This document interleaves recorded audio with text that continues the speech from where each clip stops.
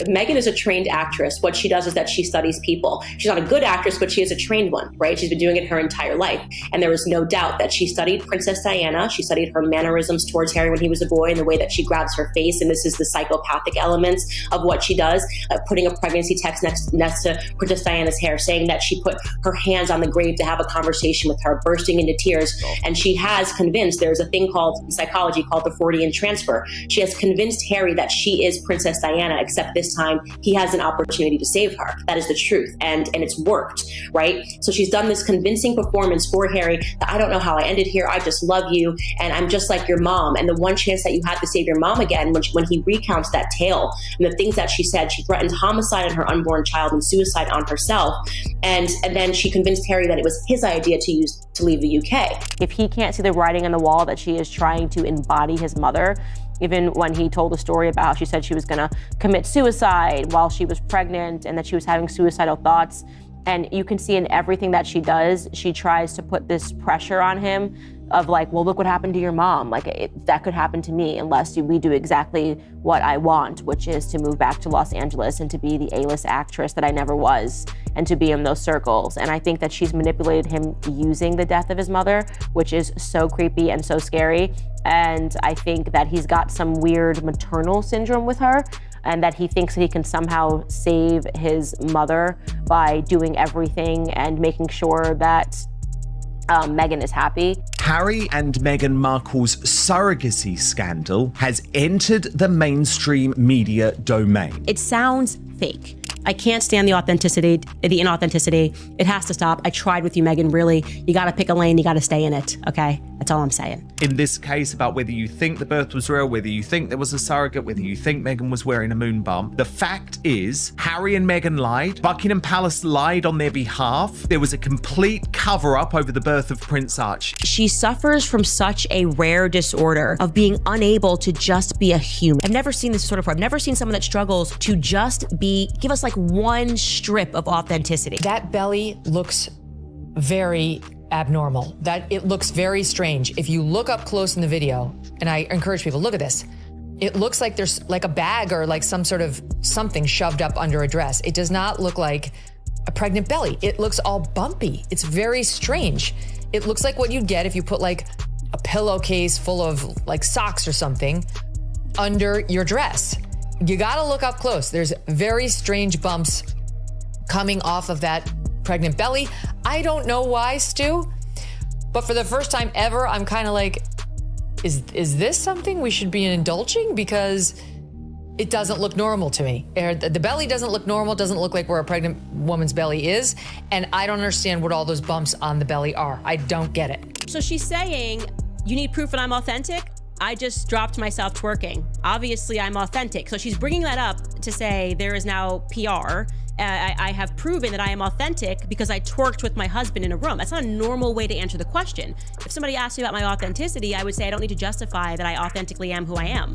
What if one of the most celebrated royal births was nothing like the story we were fed, and the truth was hidden behind palace walls? It's just so disgusting. For years, Meghan Markle and Prince Harry have sold Archie's birth as a story of secrecy and rebellion, but many believe it was really a cover-up against the palace. People think her kids are fake, they think they're AI. But now, voices are rising louder, bolder, and armed with proof that could shake everything. It was a dreadful thing to do, and actually completely wrong. That hints at something far darker, a secret that may have been hidden behind those hospital doors. Take a listen. This scandal comes as no surprise. Speculation about the children has been simmering for years. And right at the center of the storm stands Candace Owens, ready to call out what others won't. I was instantly enraged from this like 10-second clip. It just annoyed me. She's calling out what she says are shocking contradictions in Meghan's pregnancy story. It doesn't make you sound like a better mom. It makes you sound like really kind of into yourself in a way. Contradictions so outrageous, they've left doctors stunned and royal insiders whispering in disbelief. This crisis won't die down until the irrefutable truth comes out. From Harry's own memoir to hospital leaks, the official timeline doesn't just look strange, it looks nearly impossible. He describes her very well, and he does this by taking a look. Absolute media manipulation. But I thought tonight this was really ridiculous. 2 epidurals, a rushed hospital exit, and clashing excuses for why the press was kept in the dark. Buckingham Palace is being pressured to remove Prince Archie and Princess Elizabeth from the UK's royal line of succession until the Duchess provides absolute proof that she popped out both babies herself. When you put these pieces together, the picture looks less like a royal fairy tale and more like a cover-up. It's a web of contradictions that's getting harder to hide, and here's the real bombshell. Our fathers, so we have to include the men when we are self-glorifying. You know, there's got to be some acknowledgement there. If even one part of this story falls apart under scrutiny, it sparks a chilling question. What was the royal family really hiding, and what was so dangerous about the truth? I think the palace and the machinery of the monarchy needs to take Harry and Meghan more seriously and make sure that Harry and Meghan's antics don't impact the future of the crown. Because if these inconsistencies are real, then the public hasn't just been misled, they've been played. If you go back and you look throughout Meghan Markle's entire career, she never wanted people to know that she was Black. She never wore that on her sleeve. She never spoke about her Blackness. If we had looked at her, I maybe would have assumed that she was Hispanic. No one would have ever guessed that she was Black. It was never relevant to where she wanted to be in her career.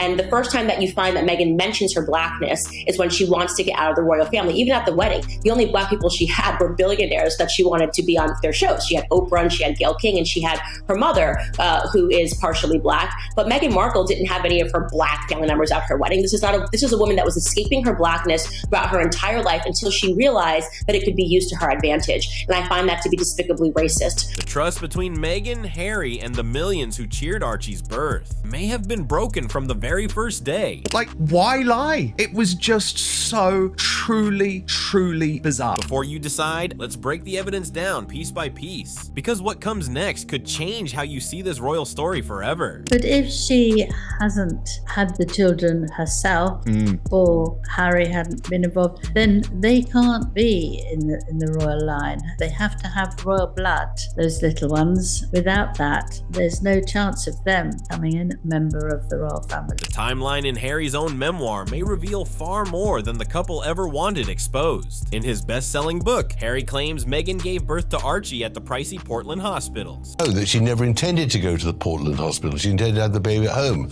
We know that they deceived the public about the birth data and time of the whole event. Taking not one, but 2 epidurals, then leaving with the baby only hours later. On the surface, it sounds like a polished, glamorous tale, the kind of story crafted to show off strength and control. But when doctors, nurses, and even seasoned mothers looked at this version of events, the doubts came pouring in. It's lie upon lie upon lie.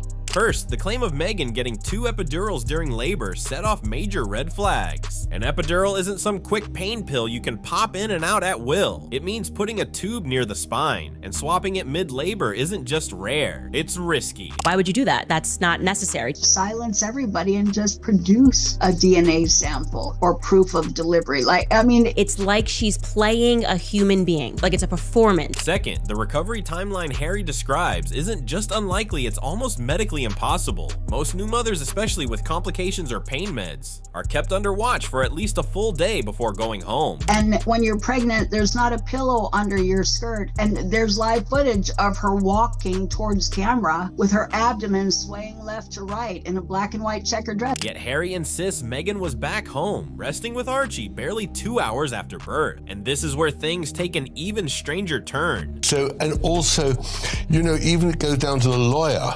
The lawyer saying that in that statement, when they have that long attack on the Mail, which is astonishing, that Meghan, we know she lied in her statement. Portland Hospital sits in central London, while Frogmore Cottage is a long, winding drive away. With paperwork, newborn checks, pain recovery, and the long drive, the math simply doesn't add up. Even in the best case, the timeline feels rushed, brushed over, and just too convenient to believe. Which raises the question, why push a story that doctors say doesn't match reality? And then you had this idea with your husband that you should twerk and put up a camera. That's the part that really bothers me. Put up a camera, fixate it, and then both of you start twerking. And if the timeline is false, what else in their carefully polished story could be a lie? Because as strange as this story sounds, the contradictions get even worse once we see how the palace handled Archie's birth. It bothers me first because it's a lie. She's not in the hospital trying to induce labor by twerking. The hospital will not give you a bed because you're trying to induce labor. You are not allowed to. If Harry's timeline raised eyebrows, Meghan's clash with the press lit the fuse. Traditionally, a royal baby's birth follows strict rules and powerful symbolism.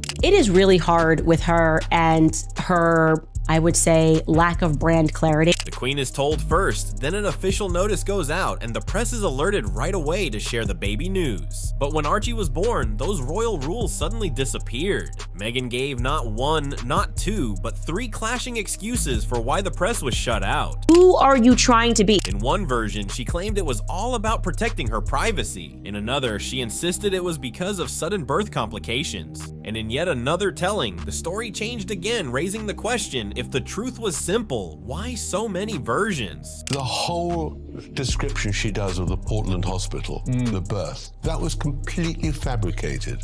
We all know. Even royal reporters, usually loyal to the palace, admitted they were baffled by the timeline. Some reporters were told Archie was born hours earlier, while others got messages saying Meghan was still in labor when she wasn't. Something like that. So she wasn't even pregnant. So it's very weird. And Harry, it was said to Harry, not to her. I mean, she just came in. This kind of chaos doesn't just break royal protocol, it shakes the credibility of the entire royal institution. And remember, palace guards and staff are trained to follow every rule to the letter. A week after she drops this, she goes on a podcast. She gets a lot of hate. People don't think you're authentic. Like, what do you have to say to people who don't think you're authentic? And here's what Meghan Markle says. You have to be authentic. Just be authentic. Did you see my baby mama dance? I mean, stop it. First of all, can I just tell you the timing of that? We maybe watched it like 20 times yesterday, and I was like, okay, let's come out of there. Deviations like this don't happen by accident. The secrecy and contradictions didn't just spark curiosity, they lit up suspicion. Put up a camera, fixate it, and then both of you start twerking. Because in her mind, she was thinking, I'm gonna release this later in a Netflix doc, or release it later to show people how relatable I am. Otherwise, you can have a cute moment with your husband without recording it. Like, why would you record this for any reason? Why would you record this in the hospital? Was all this confusion a planned move to cover up the real truth about Archie's birth? Because as strange as the press drama was, she suffers from such a rare disorder of being unable to just be a human. Do you know what I mean? It's nothing compared to what we find when we look at Portland Hospital itself. Do you think these inconsistencies were about privacy, playing for sympathy, or hiding something much darker about the monarchy? Well, look, Radar Online, in fairness, they do quote you and say Royal Author Lady Colin Campbell recently challenged the conspiracy of silence and misinformation surrounding both tops. When Harry claimed Meghan had 2 epidurals during labor, doctors instantly raised eyebrows. For those who don't know, an epidural isn't some quick shot you just take and move on. It's a delicate procedure where a tube is placed near the spine to pump steady pain relief. Once it's in, it stays put. The dose can be adjusted without pulling it out and starting over. I think she was about 7 months pregnant, and this is when they were still within the royal family. And she said, I was gonna kill myself, but I didn't do it because I didn't want you to suffer the same thing that you suffered with your mom. She actually came out and said that. She said, that's why experts say the claim of getting 2 epidurals makes almost no sense. Switching catheters mid-labor is rare, dangerous, and done only in extreme cases. Even then, it would slow recovery and demand strict monitoring afterward. Why have they simply not made an announcement to the fact that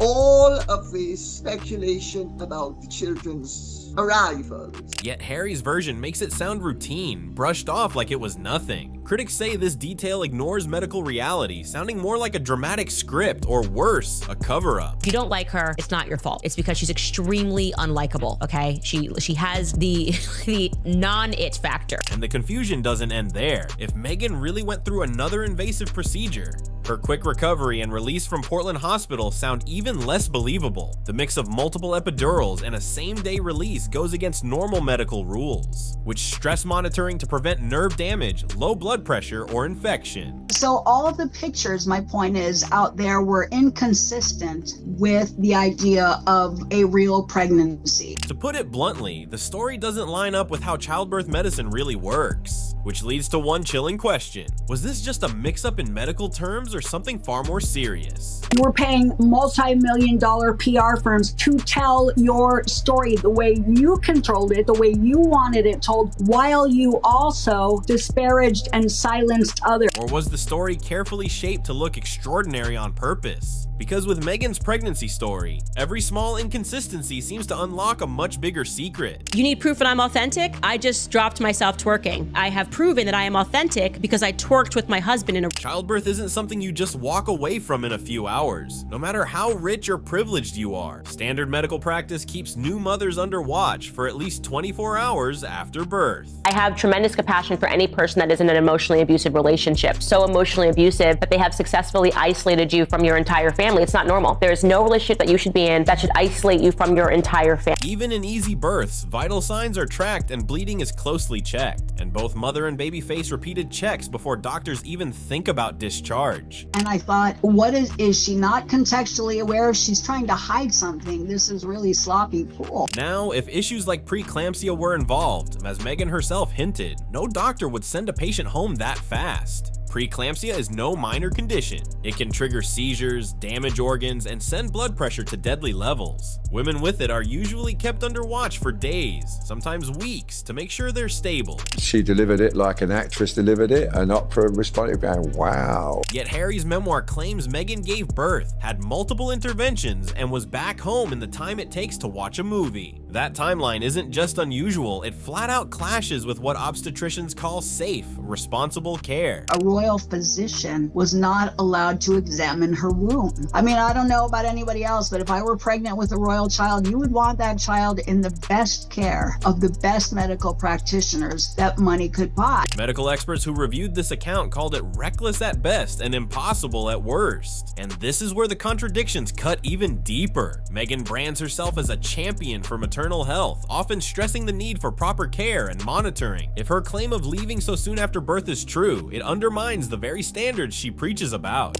They want to hide their secrets, and I just love digging away to find out what they don't want us to. And if it's not, then the public was fed a polished story that doesn't match reality. Either way, the story sparks more questions than answers, and those questions only grow louder once insider testimonies surface. If you had those things, it would be very easy just to put them out there and say, this is what happened. You know, this is what it is. Behind the glossy royal announcements, whispers from Portland Hospital staff hint at a very different story. Anonymous staff have described strange inconsistencies that clash with the glossy royal story. Absolute media manipulation. But I thought tonight this was really ridiculous. These are two real imposters. One insider mocked Harry's claim about late night food, noting patients can't just order gourmet meals at any hour. Yes, Portland serves fine dining, but Meghan's supposed cravings don't match what staff recall actually serving. She is so odious, it's beyond belief. Another odd detail is the so-called secret elevator Harry described in his memoir. Longtime staff say the hospital is discreet, but there's no secret system like the one Harry described to readers. In reality, the hospital runs like any luxury clinic, with private halls, yes, but nothing close to a royal escape route. He wants us to believe that she went from being a D-list actress to becoming Martha Stewart in 3 years. Like, this is totally authentic. Alone, these contradictions may look small, but together they reveal a troubling picture, a story staged for the public, not rooted in fact. Add to that the quiet claims of a hospital insider who says Meghan's stay was far less dramatic than the story suggests. And suddenly, the official timeline looks even more fragile. With either Archie or Lily, and it needs to happen. They need to prove that those children, Meghan and Harry, are not entitled to privacy in this matter. And their privacy is trumped by our right to know that no bastard is going to sit on the throne of this country. All Harry and Meghan need to do is prove to us that she popped those babies out. And that's all they need to do. And if they don't, it is unfair on the children. It's also unfair on the royal family. Candace Owens pounced on these inconsistencies, warning that if small details collapse under scrutiny, the bigger claims can't be trusted either. Were the royals exaggerating for sympathy? Or was something far more deliberate at play? Was this an attempt to control every part of the story, right down to the food and the hallways? Stuck because she was an actress who became a real princess, who wants to be an actress again, but has to continue to pretend to be a real princess. Either way, every leak pulls the public further from trust and closer to suspicion. And that suspicion only grows sharper when we face the bigger question. Why were there lies in the first place? Well, I didn't believe it in the first place. I thought, why would he suddenly be all cozy and nice and want to come? And why on earth would Meghan speak to King Charles if she hates the monarchy so much? Why do you think Harry's memoir included medical claims like 2 epidurals and a same-day discharge? Were they slip-ups, exaggerations, or something far more intentional? So all of the pictures, my point is, out there were inconsistent with the idea of a real pregnancy. By now, the inconsistencies aren't just adding up. They're screaming for an explanation. If the timeline doesn't add up and the hospital details don't check out, and if insiders keep clashing with the official story, we're left with one chilling question. Why? Why would Meghan and Harry twist or dress up something as personal as their child's birth? But if she hasn't had the children herself, or Harry hadn't been involved, then they can't be in the royal line. They have to have royal blood, those little ones. Without that, there's no chance of them becoming a member of the royal family. Some say it was about control, holding power over the story in a royal world where privacy is almost impossible. Others believe it was a strategy for sympathy, painting Meghan as a woman facing impossible trials under crushing pressure. And some believe the secrecy wasn't about Meghan at all, but about protecting the monarchy from ugly truths. Whatever the reason, the contradictions left behind one explosive consequence. Family owes it to the public of each and every country of which the king is monarch to clear up any doubts about anybody in the line of succession. Meghan's conduct is what has triggered all of this. Archie doing a deep dive between the knees, Archie competing with Tom Daley before he was even given birth to. Archie's unique qualities, and we need to remember that Archie was truly unique because his first word was crocodile. And Archie, of course, was the product of a union that maritally started when they were roasting chicken. And I leave it at that. But what I will go back to say, in terms of this, without giving too much levity to their Harry and Meghan's really crazed behavior. Instead of shutting critics down, they handed skeptics even more ammo. Every changed detail, every blurred timeline, every shaky memory fuels the sense of dishonesty. And once public trust cracks, rebuilding it is almost impossible. Candace Owens tapped straight into this mistrust, turning simmering doubts into a louder chorus. I'm searching for something to like about her, and it's so hard. Because if a royal couple can't be honest about a birth, what else could they be hiding? Whether it was a staged PR move or a web of half-truths, the outcome is the same. People are now questioning the integrity of the whole story, and that leads us to the final reckoning, the contradictions and the consequences, and what this means for Meghan and Harry's credibility from here on out. I am sorry, but, and genuinely, I don't even mean to attack her. There was something frustrating about her, and I think he hits the nail on the head. And there it is. From memoir contradictions to hospital mysteries, Meghan's pregnancy story is full of inconsistencies that just don't add up. Productive commercial of sorts, then. Yeah. Were you surprised, Samantha, that your sister tried to make out that she's some sort of repressed? Whether this was sloppy storytelling or a carefully crafted tale, one thing is clear. The truth is still buried under layers of confusion. Candace Owens may have stirred the pot, but her words spotlight questions people have whispered for years. Billionaire friends' mansions, and you pull the honey from the back so that you have fresh honey to bake, to give to gifts to your friends, but also she twerks. I just need one or the other. I need you to twerk I need sexy red. I need Cardi B, keeps it authentic, you know? Or I need you to be Gwyneth Paltrow. The details just don't line up. The timelines clash, and every fresh excuse only fuels even more suspicion. But here's the twist, and this isn't the only part of Meghan's story that's raising eyebrows. After taking a break, I guess, Meghan Markle is back, and she has released a new Netflix trailer. Now, just to give you the background of this, if you're wondering why she's doing this, it's because she kind of sold her soul to the devil. Obviously, she's always wanted to be an A-list actress. She never wanted to be a princess. I called out from the very beginning. She wanted to be amongst the A-list because that was her life goal. If you think the pregnancy timeline was wild, just wait until you hear about Meghan's age scandal. Yes, her own sister, Samantha Markle, has dropped shocking claims that could change how you see Meghan forever. Don't miss our last deep dive. It ties directly into everything we uncovered today, and it exposes even more secrets the public was never meant to know. So before you scroll away, hit play on that video and keep uncovering the truth with us. Trust me, you'll want to see just how deep this rabbit hole goes. This is Hollywood Confidential, where the truth behind the headlines is always closer than you think. Stay curious, stay questioning, and I'll see you in the next